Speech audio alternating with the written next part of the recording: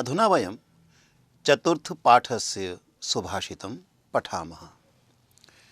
सुभाषितमस्ति यः प्रीणयेत् सुचरितैः पितरं स पुत्रो।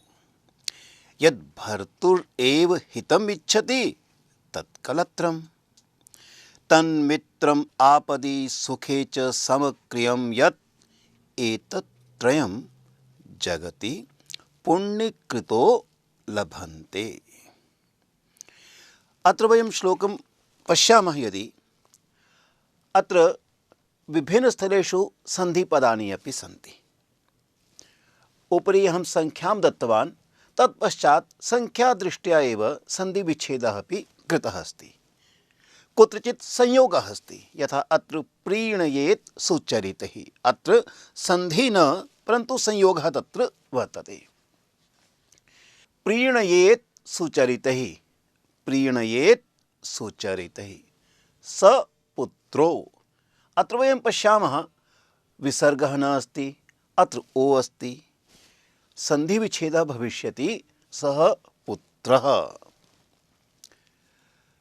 यद् भर्तुरेव, यत् भर्तुः एव, तस्थाने अत्र द अभवत्, पुनः विसर्गस्थाने अत्र र अभवत्, यत् भर्तुः एव। पुनः वयं पश्यामः हितम् इच्छति, हितम् इच्छति, तन्मित्रम् आपदि, तत् मित्रम् आपदि। अत्र वयं पश्यामः सन्धिविच्छेदः वर्तते, अत्र संयोगः अस्ति, अतएव अहम् अत्र संयोजकचिह्नं लिखितवान्। पुनः वयं पश्यामः पुण्यकृतो लभन्ते, अत्र सन्धिविच्छेदः भविष्यति, पुण्यकृतः लभन्ते। एतेषां मध्ये एतत्त्रयम्, एतत्त्रयम्। अनेन प्रकारेण अत्र श्लोके सन्धियुक्तानि पदानि सन्ति, तेषां वयम् अत्र विच्छेदं दृष्टवन्तः। अधुना पदच्छेदः सरलः भविष्यति। पदच्छेददृष्ट्या वयं पश्यामः कानि कानि पदानि सन्ति। यः प्रीणयेत् सुचरितैः पितरं सः पुत्रः यत् भर्तुः एव हितम् इच्छति तत् कलत्रं तत् मित्रम् आपदि सुखे च समक्रियं च एतत् त्रयं जगति पुण्यकृतः लभन्ते। अत्र भवन्तः पश्यन्ति प्रत्येकं पदस्य उपरि एका संख्या अपि लिखिता वर्तते। किमर्थं? वयं पूर्वमपि दृष्टवन्तः अन्वयदृष्ट्या। अहम् उक्तवान् पूर्वं, यदा वयम् अर्थं कर्तुम् इच्छामः तदा अन्वयः करणीयः भवति। अतएव सम्पूर्ण श्लोकस्य अन्वयः कः भविष्यति? संख्यानुगुणं पश्यन्तु। यः सुचरितैः पितरं प्रीणयेत् सः पुत्रः यत् भर्तुः एव हितम् इच्छति तत् कलत्रम् तत् च मित्रम् आपदि सुखे समक्रियम् एतत् च त्रयं जगति पुण्यकृतः लभन्ते। अनेन प्रकारेण वयं श्लोकस्य अन्वयं करिष्यामः। अत्र यथा संख्या लिखिता अस्ति, भवन्तः अपि स्व उत्तरपुस्तिकासु एवं यदि लेखिष्यन्ति, अन्वयं करिष्यन्ति, बहु लाभः भविष्यति अर्थम् अवगन्तुम्। अधुना वयं प्रत्येकं पदस्य अर्थमपि द्रक्ष्यामः। अब हम प्रत्येक पद का अर्थ भी देखेंगे, अतः स्वपुस्तकं स्वहस्ते स्वीकुर्वन्तु। अपनी पुस्तक अपने हाथ में लीजिए और नीचे वहाँ कहीं अर्थ दिए हुए हैं, उन्हें देखिए। यत्र अर्था दत्तः सन्ति कृपया तत्र पश्यन्तु। अत्र भवन्तः द्रक्ष्यन्ति प्रतिपदार्थः। अस्य अंतर्गते यः पुत्रः, पुत्रस्य कृते अत्र आगतः अस्ति यः जो अर्थात पुत्रः सुचरितैः अच्छे आचरणों के द्वारा स्व सम्यक व्यवहारेण, सुचरितैः सुशोभनम, चरितम अस्माकं आचरणम अर्थात शुभ अथवा सम्यक अथवा सुंदर अथवा समुचितम इति समुचित व्यवहारेण पितरम, पिता को, प्रीणयेत प्रसन्नः करोति, प्रसन्न करता है, सह वह पुत्रः, वही पुत्र है, सह एव पुत्रः। अस्ति इस श्लोक में नहीं है, हम अपनी ओर से जोड़ सकते हैं। अत्र श्लोके अस्ति न दत्तम, परंतु यदि वयं योजयामः सह एव पुत्रः अस्ति, हम और भी शब्द जोड़ सकते हैं। अन्यः अपि शब्दः तत्र भविष्यति, सह एव वास्तविकः पुत्रः अस्ति, वही वास्तव में पुत्र है जो अपने आचरण से अपने पिता को प्रसन्न करता है। यदा पिता स्वपुत्रस्य व्यवहारं पश्यति, आचरणं पश्यति, प्रसन्नः भवति, तदा वयं कथयिष्यामः ओ एषः सम्यक् पुत्रः अस्ति। इष्ट एक शब्द का प्रयोग किया जाता है, इच्छा वाला, इच्छा युक्त, चाहा हुआ, तस्मिन् भावे इष्ट पुत्रा, वही इष्ट पुत्र है। एवमेव यत् भर्तुः एव हितम् इच्छति। अधुना पत्न्याः विषये अपि तत्र उक्तं वर्तते कि या नारी, या पत्नी, कलत्रम् इति पत्नी, या पत्नी अथवा यत् कलत्रं सदैव सर्वदा पत्युः हितम् इच्छति, भर्तुः हितम् इच्छति, वस्तुतः सा एव इष्टा पत्नी, वही चाही गई पत्नी है। सा एव पत्नी या भर्तुः पत्युः सदैव हितम् इच्छति, इदम् अपि तत्र कथितम्। पुनः मित्रं किं, वास्तविकं मित्रं किम्, उत्तरं तत्र वर्तते, तत् मित्रं, वही मित्र है। अत्र च अपि अस्ति और वही मित्र है, वार्ता अग्रे उक्ता अस्ति। तत् मित्रं, वही मित्र है। कौन? यत् मित्रम आपदि विपत्तौ, विपत्ति में, मुसीबत में, सुखे च, और सुख में। केवलम विपत्तौ न, केवलम सुखे न, विपत्तौ सुखे च समक्रियम। कह अभिप्राय, जिसका व्यवहार समान है, चाहे विपत्ति है चाहे सुख है, ऐसा नहीं। एवं न भवेत्, सुखम अस्ति स समीपे आगच्छति, दुखम भवति दूरे गच्छति। एतादृशं यदि अस्ति मित्रं न, तत् एव वास्तविकं मित्रं, यत् सुखे अपि अस्माभिः सह भवति, दुखे अपि अस्माभिः सह भवति, समान रूपेण व्यवहारं करोति, तस्य व्यवहारे भिन्न भिन्न प्रकारेण तत्र परिवर्तनम न दृश्यते। ये जो तीनों बातें हैं कि कौन सा पुत्र अच्छा है, कः पुत्रः सम्यक्, कौन सी पत्नी अच्छी है, का पत्नी सम्यक्, यही बात पति के लिए भी है। केवलम पत्न्याः कृते न, पत्युः कृते अपि अस्ति। जो सहायता करेगा, जो उसके हित चाहेगा, वह भाव भी यहाँ लेना चाहिए। और फिर मित्रम, कहते हैं ये तीनों बातें संसार में सबको सुलभ नहीं होती हैं, सब इन्हें प्राप्त नहीं कर पाते हैं। कुछ कुछ लोगों को ही इस प्रकार का सुख मिलता है। एतादृशः जनः सर्वेषां भाग्ये सदैव न भवन्ति, केचन एव जनाः भवन्ति येषां भाग्यं बहु उन्नतं तत्र वर्तते। तया दृष्ट्या कि एतत्त्रयं ये तीनों जगति संसारे इस संसार में पुण्यकृतः लभन्ते। यह अनेकानि पुण्यानि कृतवान् सः एव प्राप्नोति। सर्वेषां कृते एवं सुलभता न वर्तते।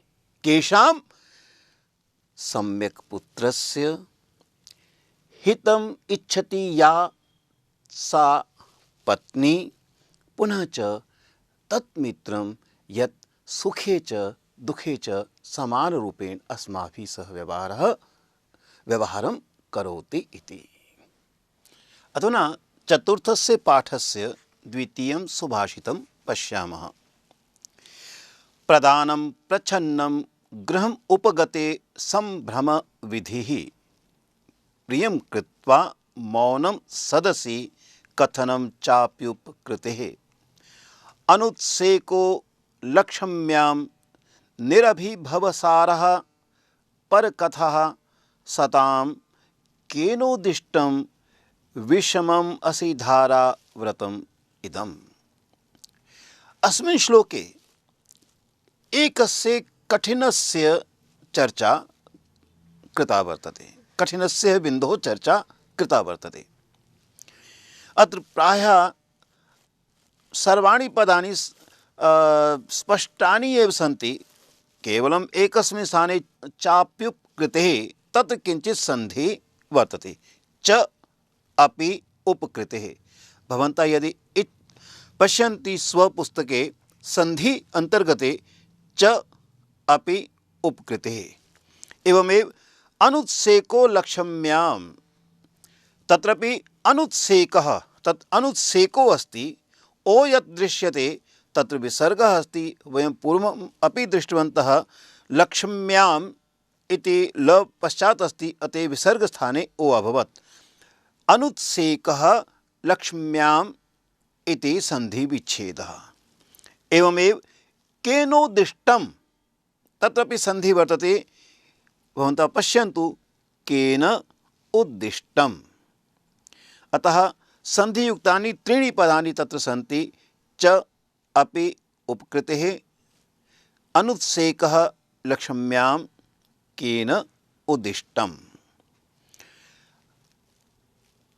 भवतः पुस्तके पदविभागः अपि लिखितः वर्तते। अत्रापि पदविभागः लिखितः अस्ति। वयं पश्यामः।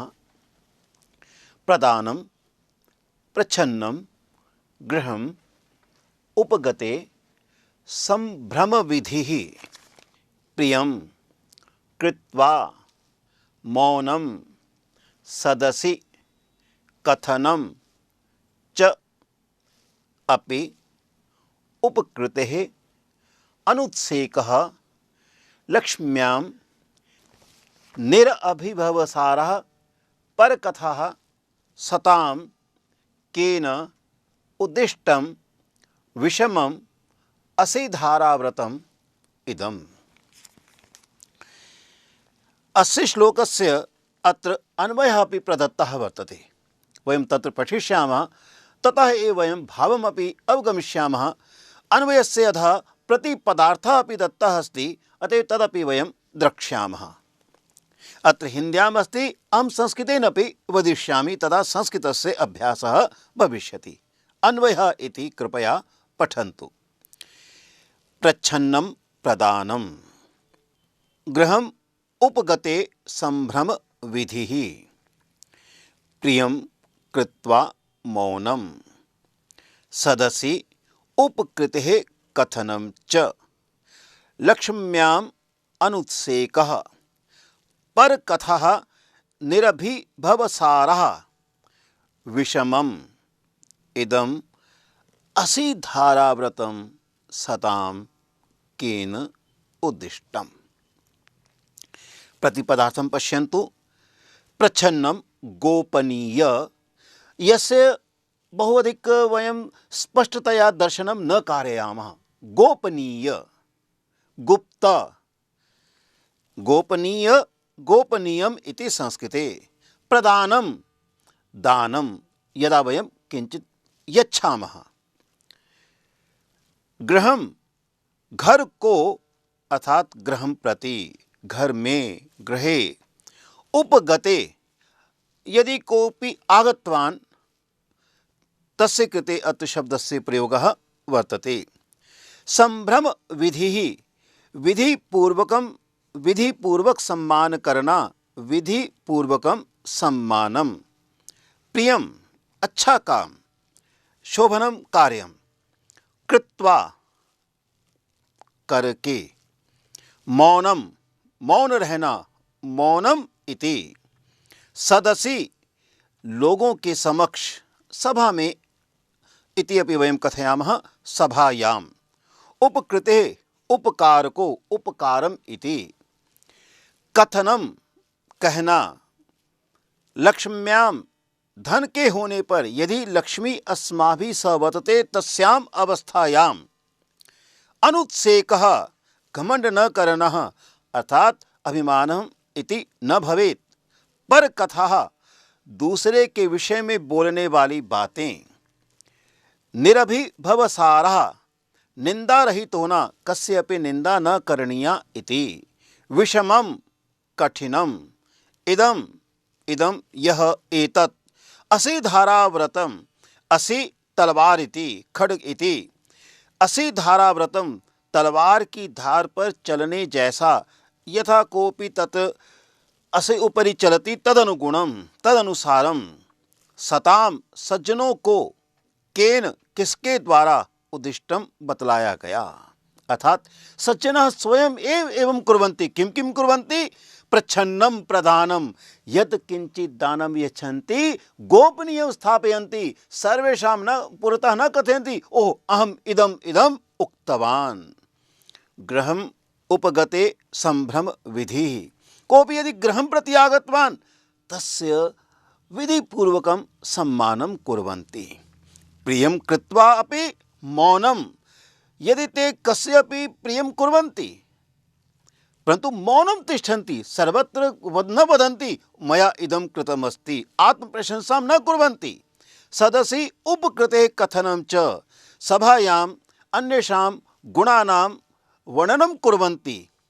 लक्ष्म्याम् अनुत्सेकः, यदि ते धनिकाः सन्ति तेषां समीपे धनम् आगच्छति तदापि गर्वं न कुर्वन्ति, अभिमानं न कुर्वन्ति। पर कथा निरभिभवसारा, अन्येषां कृते अपशब्दां न वदन्ति। एतानि सर्वाणि कार्याणि कठिनानि सन्ति, परन्तु एतानि सर्वाणि कार्याणि सज्जनानां स्वभावे भवति। यह तो सज्जनों का स्वभाव ही ऐसा है कि वे अपने द्वारा दिए गए दान को गुप्त रखते हैं, घर में आने वाले अतिथियों का सम्मान करते हैं, सबका भला करके भी वे मौन रहते हैं, सभा में दूसरों के उपकारों का वर्णन करते हैं, धन के आने पर भी अभिमान नहीं करते, दूसरों के लिए अपशब्द नहीं कहते। इस प्रकार के जो कठिन कार्य हैं यह उनका स्वभाव है। तेषां स्वभावः एव अस्ति, ते एवं आचरन्ति, कोऽपि आगत्य न कथयति, ते तु स्वयं एव तदनुगुणम् एव आचरन्ति।